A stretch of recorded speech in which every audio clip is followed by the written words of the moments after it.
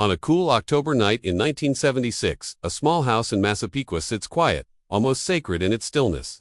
Inside, an old man rests in a worn armchair. His breathing is soft, steady, calm.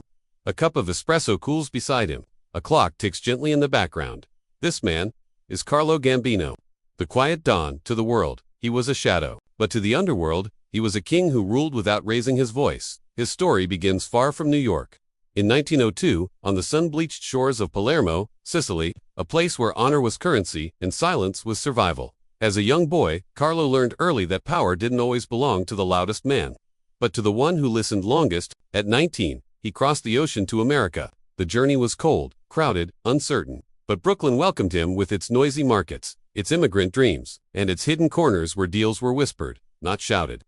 While other ambitious young men chased fast cars and loud violence, Carlo Gambino watched. He waited. He learned the landscape of this new world. During Prohibition, the streets roared with opportunity. Bootleggers fought bloody turf wars, bosses fell, and families shattered overnight. Yet Carlo was never the one in the headlines. He stayed in the background, building alliances, earning trust, brick by invisible brick. He understood that true power wasn't about being seen, but about being essential. Then came the Castellamarese War, a storm of blood and betrayal that reshaped the American Mafia. Men chose sides, gambling with their lives. Carlo chose survival, and quietly aligned himself with the side destined to win, the side of the future.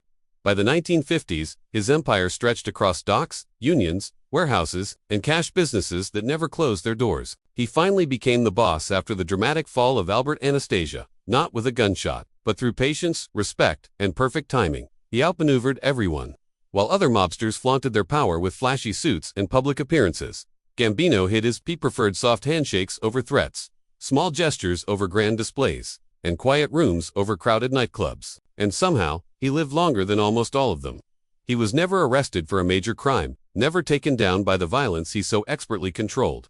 And so, on that October night, Carlo Gambino slipped away in his sleep.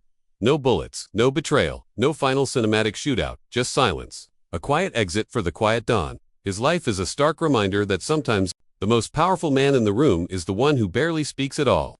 If you want to hear the full story of the man who outsmarted them all, subscribe to the channel and check out our playlist on the great mob bosses. Thanks for watching.